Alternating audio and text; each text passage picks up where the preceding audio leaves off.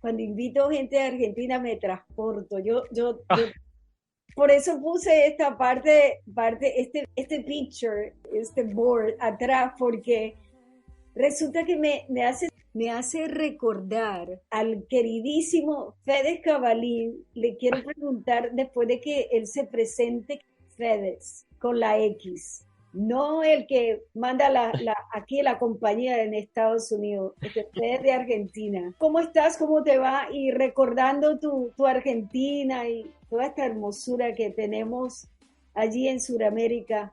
Bienvenido aquí a este canal que es tuyo, el canal de Nicky Monique, ahora es tuyo. bueno, bueno, muchas gracias, Nicky. Bueno, una alegría estar acá con vos. Y bueno, obviamente muy contento por poder estar acá. Y bueno, como te decía, lo conozco el canal, me gusta, bien directo. Entonces, bueno, obviamente que me siento cómodo y bueno, contento. Quienes te estamos escuchando sabemos de los temas que vas a tratar. Cantidades de contactados, cantidades de personas que han tenido estas experiencias y han tenido que buscar no ese mundo material, no ese mundo físico. No buscamos ese mundo físico, ya lo tenemos enfrente de nosotros. Ya tenemos ese mundo al cual nos habían hecho por siglos, porque venimos de siglos, no venimos de ayer. Le dije a mis invitados Fed, de México y Colombia que qué bueno reunirnos y volvernos a reunir todos.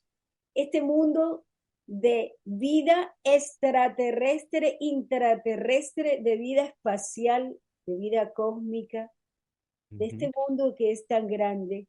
¿Quién ujú. es Epedes y cómo comenzó esta experiencia? Primero digo lo de FedEx, siempre digo un apodo, un sobrenombre. Y bueno, porque a veces me lo decían hace mucho, en broma, FedEx, pero acá no existe ese correo. Pero bueno, algunos en broma me dicen, no trae cartas, sino mensajes espirituales. Entonces, bueno, pero viene también de una época en donde tenía un blog que se llamaba Despierta Córdoba, y a modo para protegerme de toda la temática fuerte que hablaba y compartía, entonces siempre firmaba como FedEx, que fue mi apodo, mi sobrenombre. Pero bueno, lo mío empieza de chico, obviamente. Primero mi vida en general la divido en tres etapas. En la etapa de conexión, que es la de chiquito, hasta más o menos los 12 años. Después en la etapa de, siempre digo, desconexión, entre comillas, porque fue realmente una etapa de aprendizaje, bueno, de rebeldía, obviamente, la adolescencia, y también la etapa de reconexión. Entonces, a la etapa de conexión es la que tienen todos, desde que nacen hasta que tiene más o menos 7 años, que todos ven desencarnados, pueden ver algún que otro, bueno, ser alado, un ser energético que se lo conoce como, bueno, a través de las religiones como ángeles, pero bueno, la realidad es que son seres energéticos alados o seres de otras dimensiones. Entonces podía ver por ahí o algún que otro espíritu elemental de la naturaleza, sobre todo un duende, un gnomo, y también realizaba viajes astrales, pero no tenía ni idea que era un viaje astral, porque en mi casa no había personas que estaban muy metidas en esto, o alguien que sepa de parapsicología o de metafísica. Entonces, para mí era verme fuera del cuerpo y nada más. O sea, como que no entendía qué pasaba. Pero obviamente que fue una etapa, porque al principio, cuando yo era chico, podía ver a los desencarnados y obviamente que sabía que eran, o sea, que era el alma de alguien que había fallecido. Entonces eso sabía, por las películas, los dibujitos. Entonces, bueno, más o menos algo sabía. Pero claro, no sabía por qué podía ver a el cuerpo astral, sería para nosotros. Pero ahí eso decía el fantasma de los vivos, porque veía a lo que sería el cuerpo astral de una persona que se iba a dormir. Y en este caso era de mi familia. Entonces no entendía por qué podía ver a esa figura, que era igual al familiar que estaba durmiendo. Entonces, obviamente que al principio era como que no entendía, lo veía, pero no lo entendía. Después una vez se me presentó una maestra a mi lado, que bueno, estaba durmiendo en, ahí en mi cama, en mi dormitorio, y estaba en la cama. Entonces me acuerdo que cuando la vi, sí, viste, al principio pensé que era mi mamá, porque es como que estaba ahí, bueno, acostado, y sentía que había alguien, y cuando miro, era una mujer que no era mi mamá, entonces era una mujer que tenía así como un vestido blanco largo, que es muy parecido a las túnicas, pero sin capucha, pero bueno, era algo así blanco, bien radiante, ella tenía el pelo negro largo, bien blanca, entonces cuando me di cuenta que no era mi madre, tenía las sábanas y me las puse por acá. Miraba, pero bueno, algo me hizo que me quitó el miedo. Después empecé a tener contacto con ella de manera telepática, pero no sabía tampoco que, bueno, obviamente no tenía ni idea del tercer ojo, de cómo uno podía ver. Entonces me acuerdo que hay veces que no quería ir al cine, porque digo, prefiero el cine de la pared, porque en mi idea de niño, lo que veía estaba proyectado en la pared.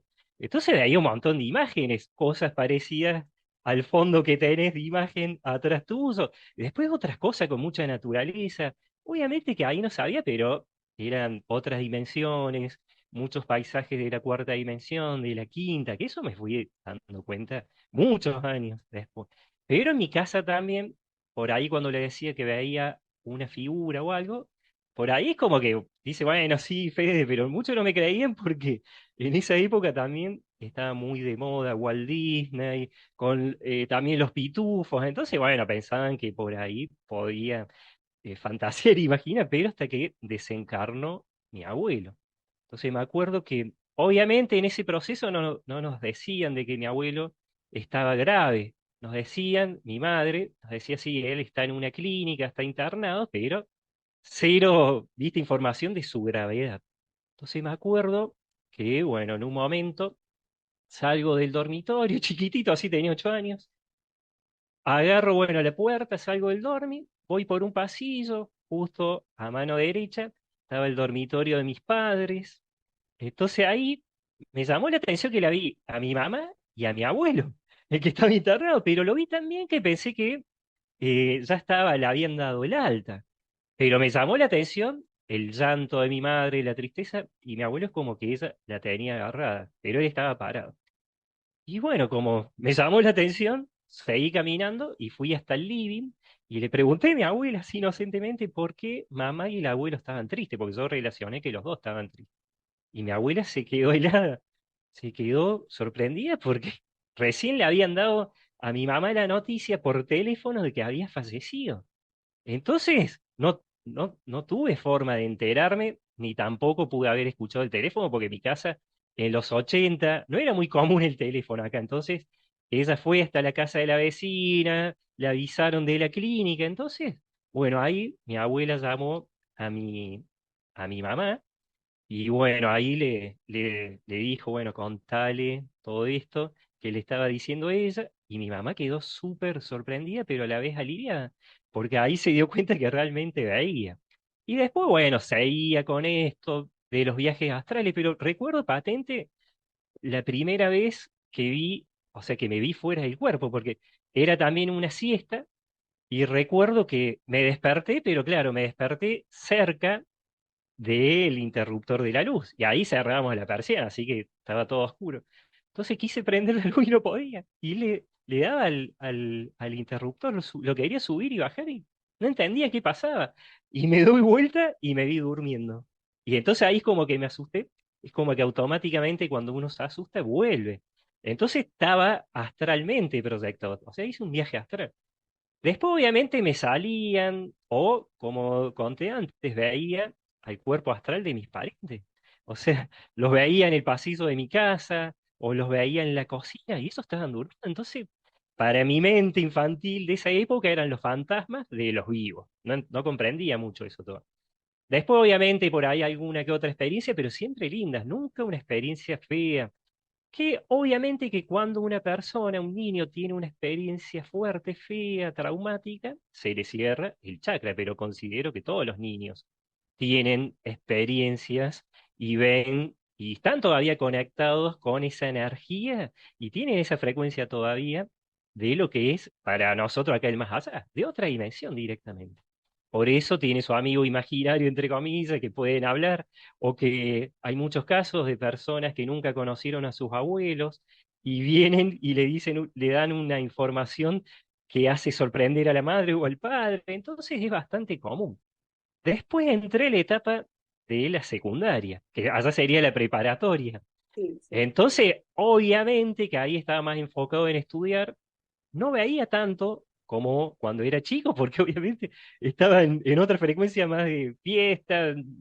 Al principio era, obviamente no hacían fiestas como se lo muestran en las películas porque no tomábamos alcohol ni nada, pero bueno, ya es como que uno se va cerrando de a poquito los chakras, también por otras cuestiones que, bueno, es cuestiones de que la persona entra en una etapa de aprendizaje.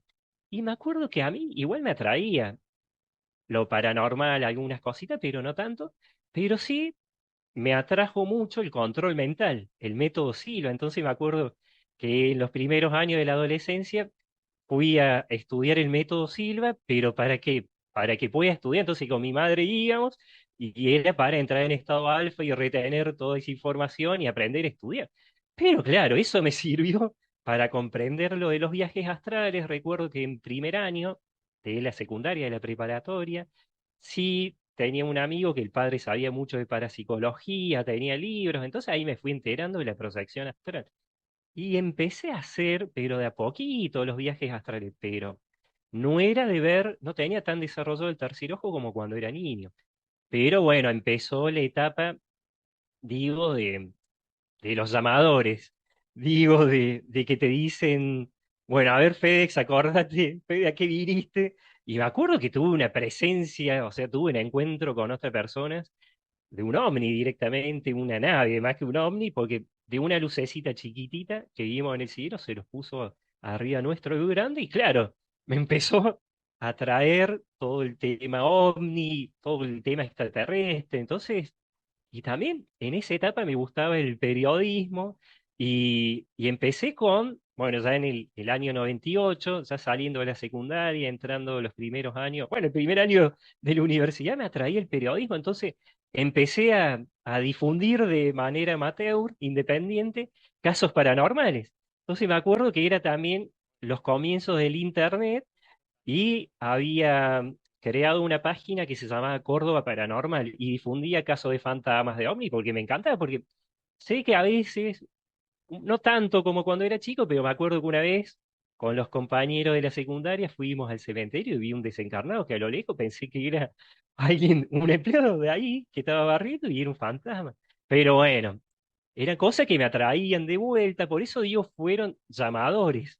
Como que de a poquito era como que me estaba desviando para otro lado y gracias a esas experiencias pude de vuelta sentir esa pasión, porque a mí me apasionaba todo eso. Entonces empecé a difundir los casos, pero eran direcciones súper largas en esa época. Era, me acuerdo, www.geocities.com barra Sunset Street, barra no sé qué, y números, y en una dirección más o menos así de larga, para que las personas puedan entrar a mi página. Pero bueno, siempre fui alguien muy activo y empecé a difundir casos. Investigaba por ahí, ahí empezó mi etapa de investigador, siempre digo entre comillas, independiente.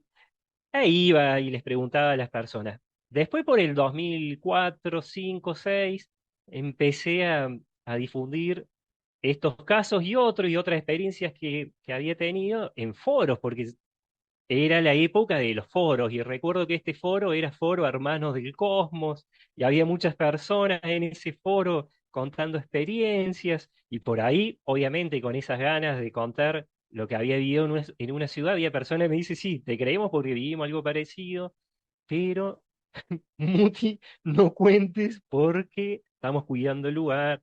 Entonces, bueno, viví todo eso, pero después me empezó a llamar la atención porque fue como que de a poquito empezaron los blogs.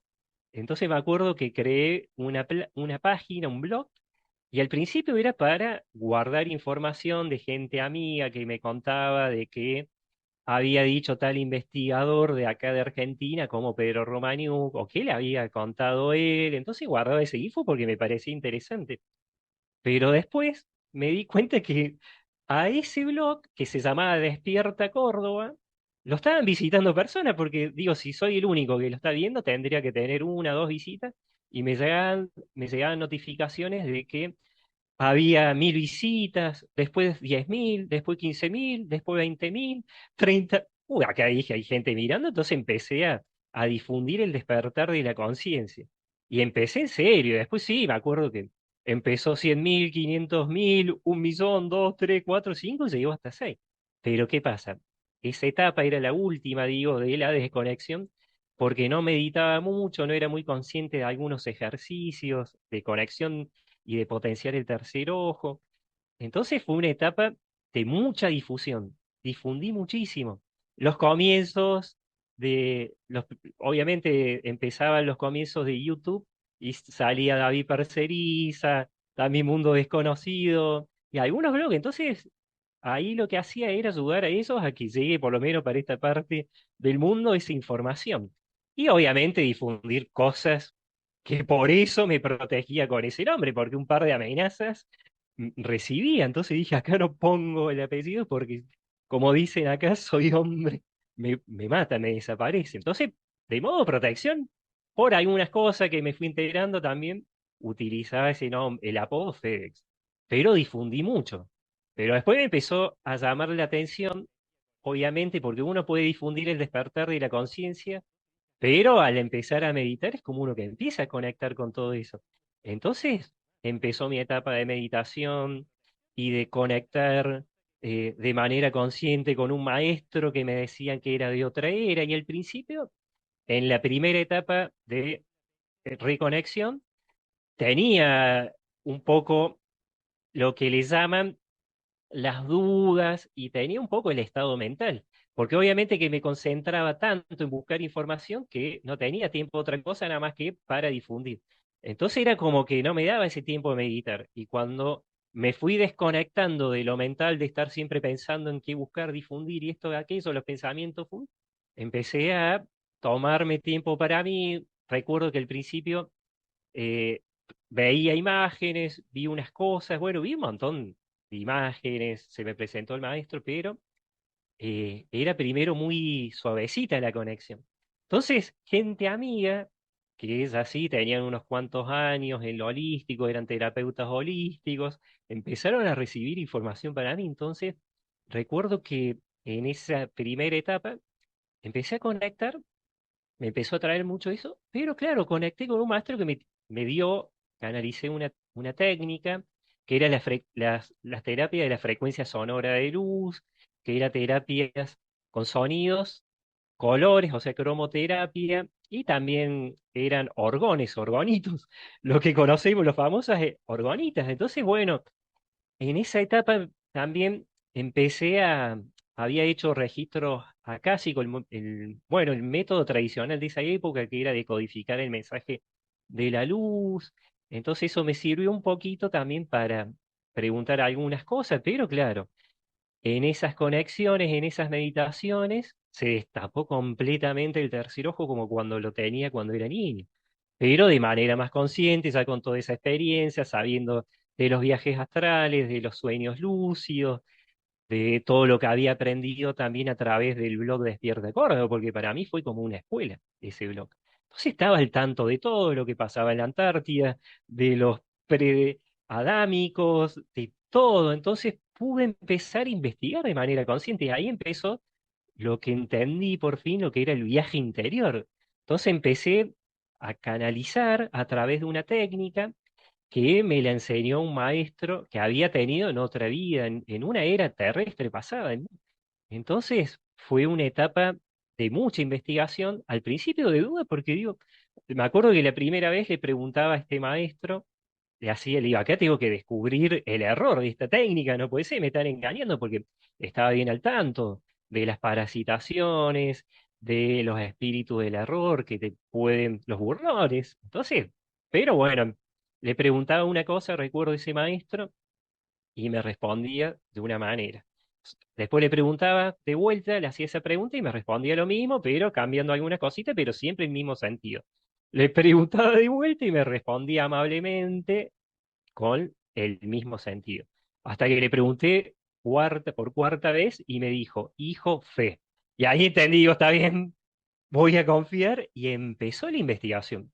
Después me di cuenta que este maestro Picorúa, ese nombre que nunca lo había escuchado en mi vida, lo encontré googleando y me decían que simbolizaba, era un símbolo de una tribu maorí que está en Nueva Zelanda, y empecé a encontrar un montón de nombres, también nombres maya que nunca aprendí el idioma maya y bajaba esa información, siempre la escribía, entonces empezó una etapa súper consciente de investigación. Y bueno, y empecé con esas terapias que al principio era para cortar implantes álmicos, por eso eran las terapias del alma, que acá en Córdoba, bueno, y a las personas que conocían el blog, le hacía mucho de otros países también. Entonces que de entrada empecé a hacerle terapias a maestros de Reiki, a maestros. Bueno, obviamente hace unos años atrás había también hecho Reiki, eh, me preparé mucho, pero bueno, fue una etapa de mucha conexión. Después me bajaron, o sea, canalicé un libro y empecé a conectar con otras dimensiones. Obviamente que antes de conectar, recuerdo que el maestro me tuvo como 30 y pico de días, creo que fueron 33, para limpiarme, porque decían que tenía que quitar lo que le llaman la distorsión sujeta, o sea, evitar la distorsión sujeta, que es el ruido y contaminación del canal. Entonces, desprenderme de los apegos, volver a lo neutro sería salir de la dualidad. Y recuerdo que eran oraciones espirituales como estoy, bueno, las tengo por ahí anotadas, pero eran de visiones, entonces era de limpiar, eran bastante largas, pero había que cumplir. Entonces, bueno, empezó, antes de bajar la información para el libro y hacer esas canalizaciones, esos registros acásicos, que son acásicos, pero más profundos, entonces empezó una etapa de limpieza. ¿Para qué? Porque dice que la distorsión sujeta es cuando hay ruido o distorsión del canal de uno. Entonces, supónete, si hubiera tenido un problema emocional, y alguien me hace una pregunta respecto a lo emocional o a cualquier cosa, puedo proyectar esa canalización, esa respuesta con ese dolor no sanado dentro. Entonces, por eso me hicieron, que era, vi tiempos durante una visión, y era todo así re chamánico, pero bueno, obviamente bien ancestral.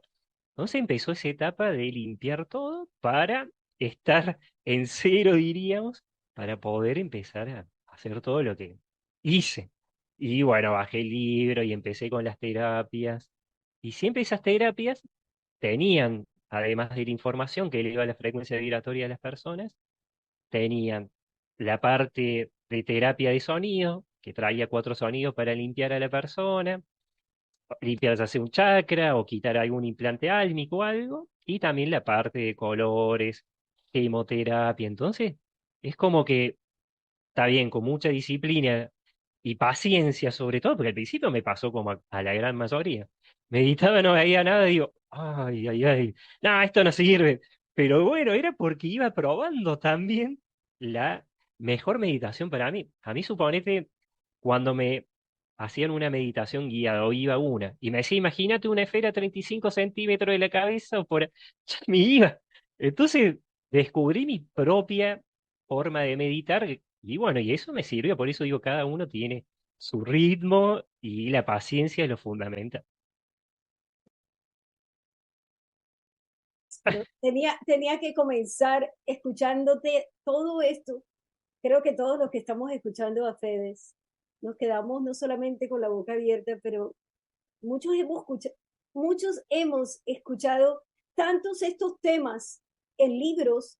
Alguien los dice, alguien comenta que se puede hacer estos métodos, otros dicen, yo también veo espíritus, otros dicen, existirán estos otros mundos, habrá esta vida de conexión después de que nos morimos, y de pronto tenemos a un hombre que no solamente tiene un pedacito de conocimiento en esto así, sino que tiene todo el paquete completo.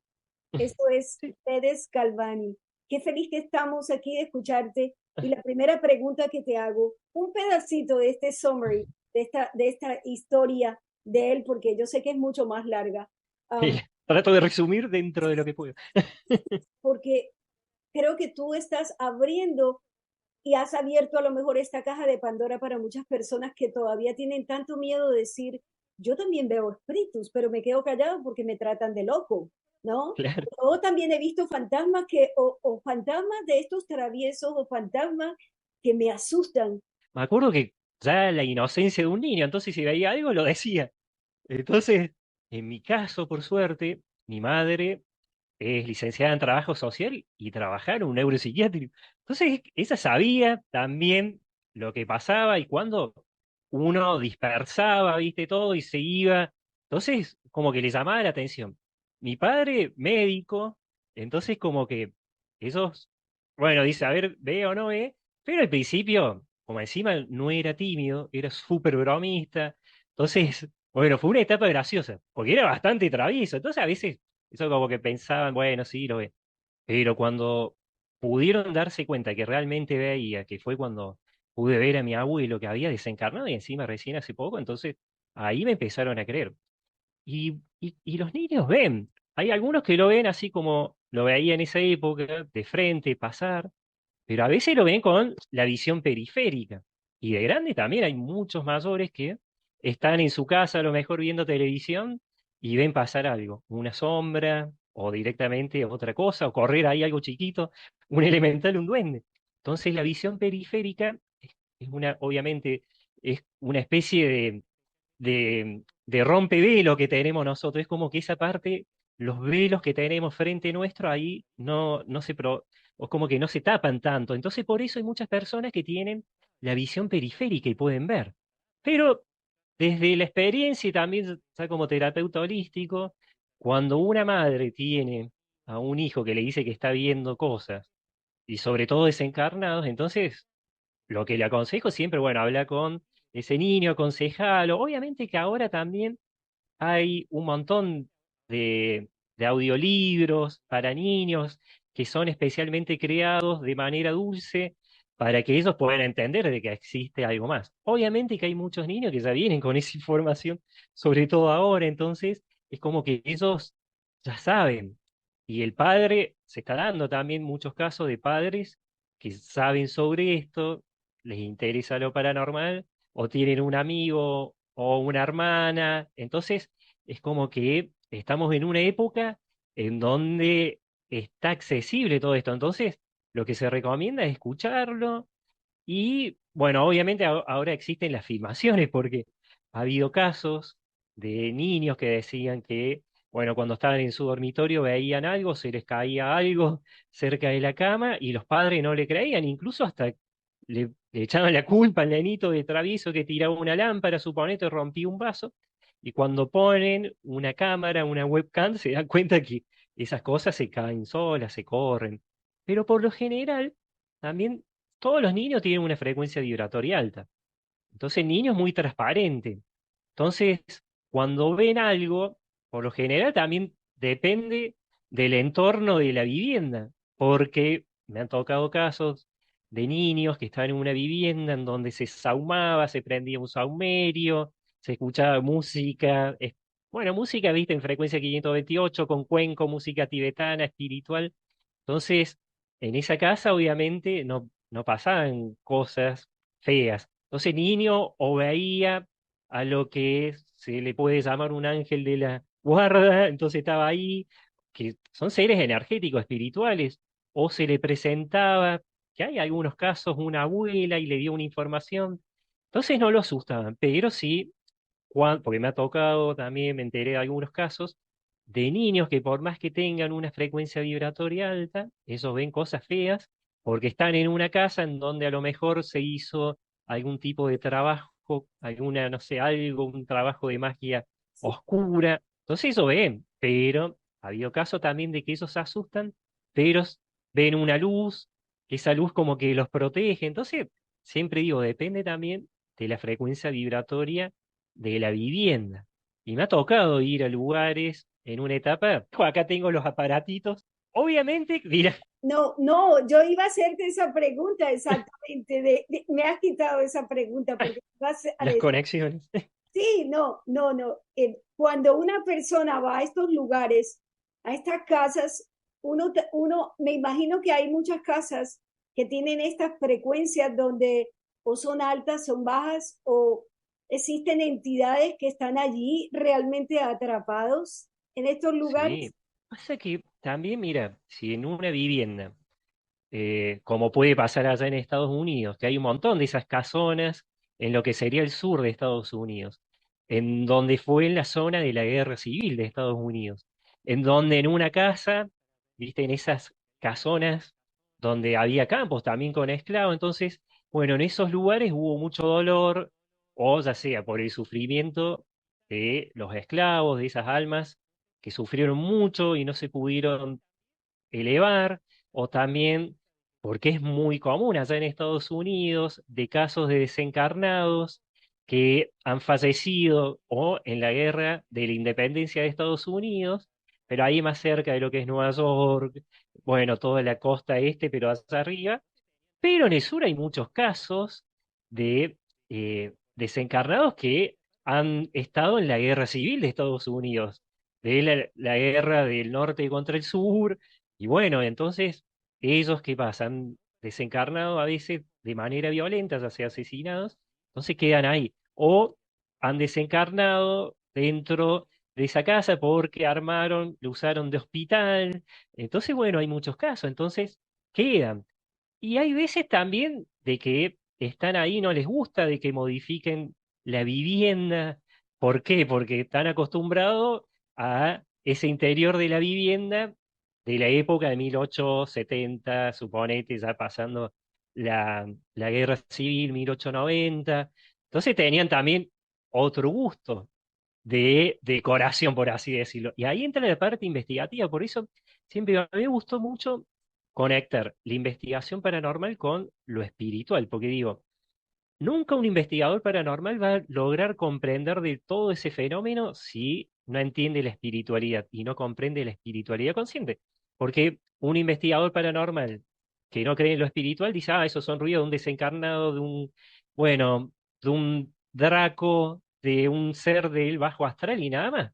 Pero no entiende de que ese desencarnado sufrió, no quería morir, suponete en el caso de los soldados de esas guerras, entonces quedan ahí atrapados y es como que les cuesta, o porque no vieron más a sus familiares, entonces quedan atrapados ahí. No entienden de que a lo mejor en vez de llevar todos estos aparatos y revolver todo para que se manifiesten, por ahí, viste, tratar de elevarlos es la mejor opción y ayudarlo, viste, que entiendan de que ya, porque algunos encima creen que están vivos o no, están atormentados, entonces, bueno, es un proceso también para ellos. Entonces hay muchas personas que ahí ya entra el tema de los mediums. Entonces los mediums sí pueden hablar directamente y decirle que se vayan, o bueno, les aconsejan obviamente. Entonces, bueno, entra el tema también del entorno energético y de dónde vienen, por eso a mí me interesa mucho también los orígenes del alma, de saber que cada persona obviamente no es originaria, o sea, no es un, nosotros estamos usando un cuerpo que es como una especie de frasco, y adentro nuestro entra nuestra alma, nuestra conciencia, como más le quieran llamar.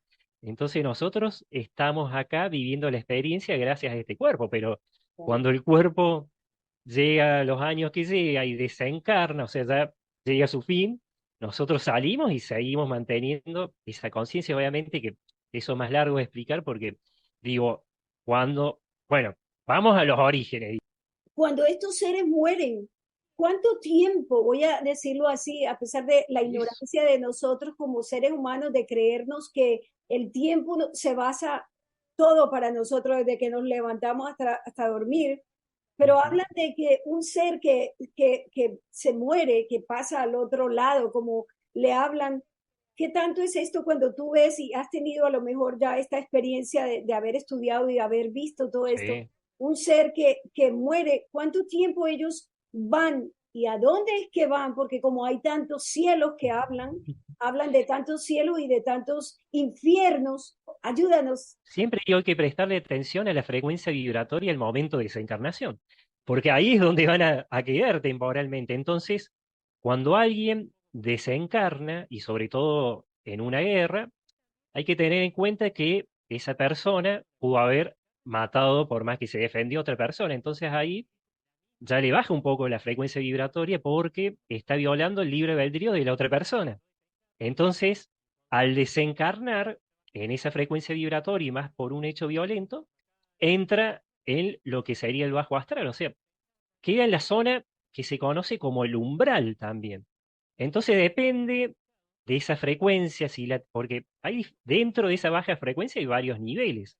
Entonces muchas veces uno puede haber quedado en una frecuencia baja, pero que lo mantiene conectado a la cuarta dimensión, pero a la más baja de la cuarta dimensión, que la cuarta dimensión, la más baja, es la que se conecta un poco y se relaciona un poco con la tercera. ¿Por qué? Porque hay que entender, y por qué también la persona cuando desencarna tiene todavía El que... la misma figura del desencarnado, de cuando estaba vivo. O sea, cuando, suponete yo desencarno, y conservo, si desencarno en esa baja vibración, conservo esta misma cara, la misma figura.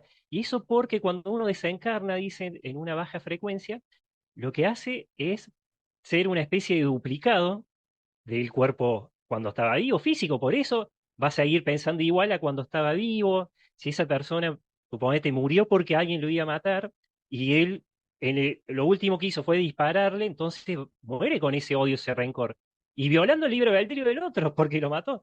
Entonces, el cuerpo mental del que desencarnó va a seguir pensando de la misma manera de que cuando estaba vivo. Entonces, va a tener los apegos, el odio, la bronca, y va a actuar de esa manera. Entonces, el que está desencarnado con una vibración más cercana a la de la tercera dimensión, que es la que estamos ahora, entonces va a haber todo parecido.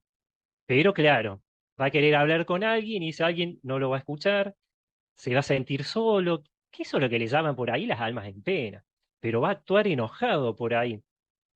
O se le nubla tanto, porque eso lo que sería es una congestión de ese cuerpo mental.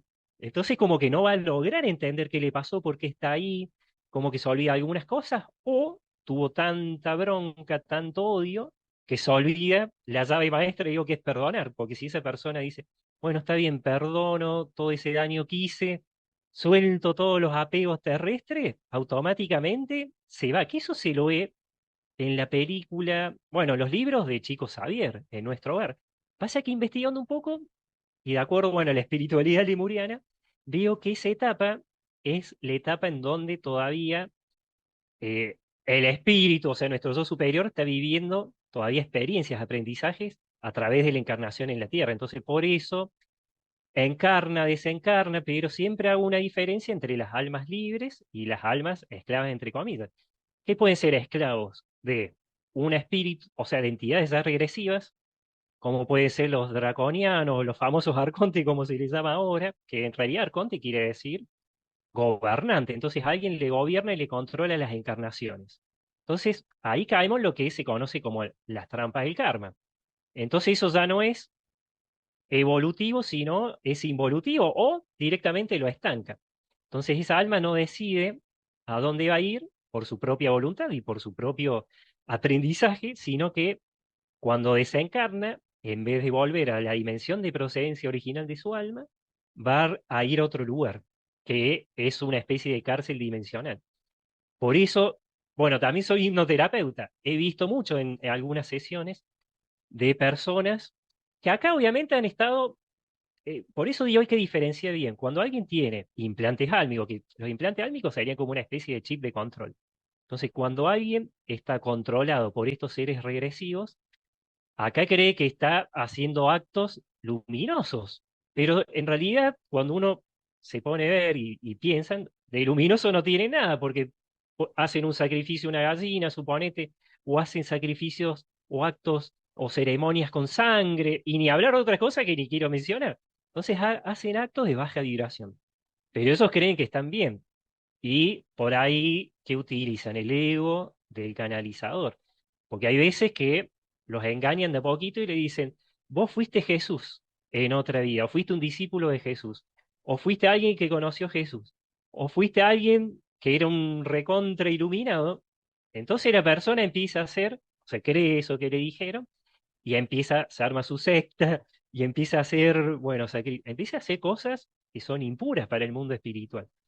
Porque está mal visto cualquier tipo de asesinato, por más que sea un sacrificio. Entonces, bueno, esas almas cuando desencarnan, en vez de volver a su dimensión de procedencia original, regresan a una dimensión artificial, que atraviesan lo que le llaman el túnel, pero en realidad lo que para muchos es un túnel, en realidad es un cruce de la membrana dimensional, de la dimensión, en este caso de la tercera, a la dimensión cuarta, o la quinta, depende de dónde vayas. Entonces, cuando uno desencarna ya es energía.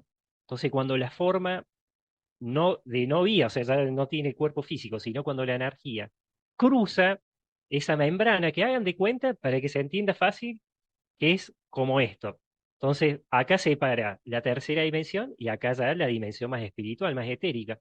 Entonces, cuando uno desencarna y atraviesa ese, esa membrana, que esa membrana es sutil. Entonces, cuando uno la atraviesa, dan de cuenta que esto es de humo. Entonces, cuando uno atraviesa, haga el experimento de atravesar con el dedo un humo, y el humo va a abrazar un poco el dedo, va a tomar la forma del dedo. Entonces, o sea, porque antes tengo que explicar también lo del alma cuántica, que sería lo que en la espiritualidad le llaman el fractal. Entonces dicen que los que están acá en la Tierra somos un desprendimiento de nuestro yo superior, que es nuestro ser superior. Entonces, obviamente, hasta a través de un proceso se desprende una partecita energética, que eso sería el alma cuántica en este caso, y es el que encarna, o sea, que nace, vive la experiencia y después cuando desencarna, esa energía vuelve. Y para volver de esta experiencia de la tercera a esa dimensión más elevada, sí o sí tiene que atravesar esa membrana energética. Entonces, cuando uno pasa, si pasa lento, es como que puede ver la forma, que es como un agujero de gusano. Pero cuando uno desencarna rápido, ni lo ve. Conozco muchos casos de personas que directamente, bueno, a través de esas sesiones estuvieron en esos lugares que sí son luminosos.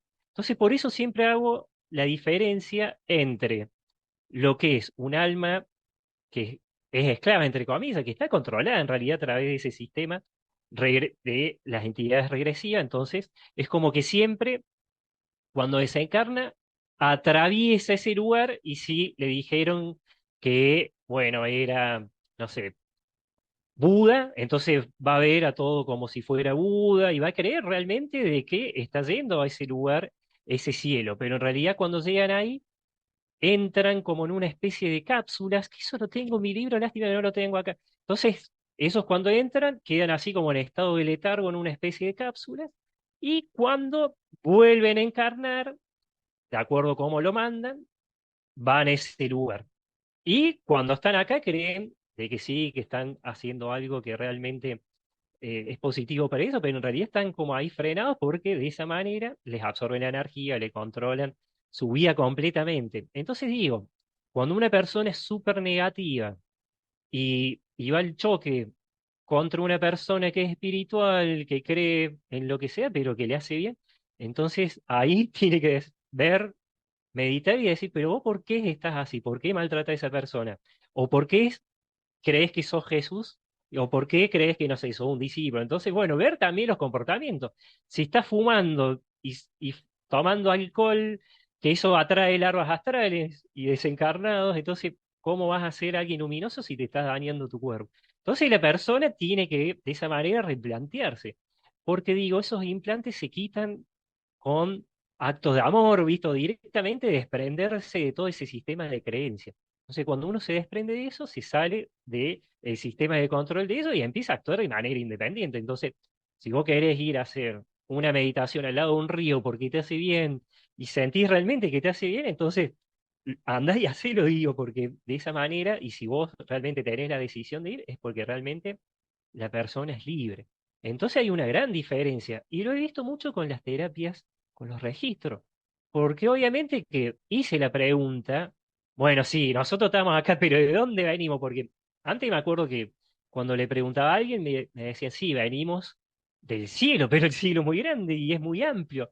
Entonces la primera pregunta que había hecho en las sesiones era, bueno, a ver, qué es esa energía que llamamos fuente original?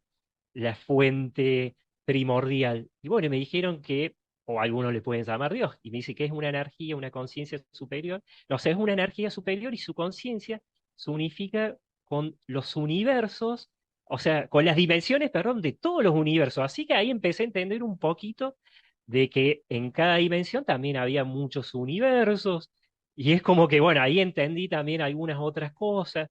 Pero claro, empecé a preguntar sobre los orígenes, de dónde venimos, y por qué todos ven un túnel cuando se van, y Ah, algunos no se acuerdan, pero el mismo túnel lo ven cuando vienen al cuerpo físico, o sea, cuando, antes de encarnar en el bebito. Entonces, es como que hay una puerta de entrada y salida, que es solamente una membrana, o sea, es un portal. Entonces, ahí me decían que hay almas que, o sea, el alma cuántica que está acá, que en realidad su origen álmico es de Sirio, suponete, o del cinturón de Orión, o de Pléyades, y que en realidad lo que está desprendido es algo cuántico, un desprendimiento de lo que es su verdadera vida. Entonces, muchos cuando meditan, a veces creen que ven a un ser pleyadiano, suponete, pero en realidad muchas veces se están viendo como son en realidad en esa dimensión de procedencia original.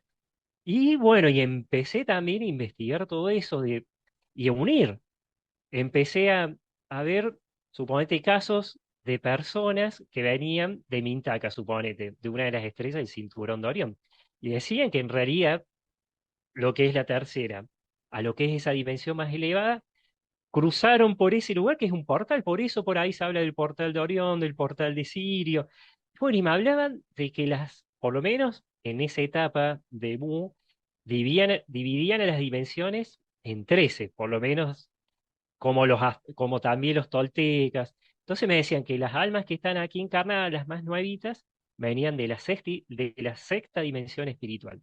Después otro grupo de almas venían de la séptima dimensión espiritual, después otro grupo de la octava dimensión espiritual, otro grupo de la novena dimensión espiritual, pero después de la décima dimensión espiritual para arriba no encarnaban más, porque ya unificaron todo ese aprendizaje, el conocimiento.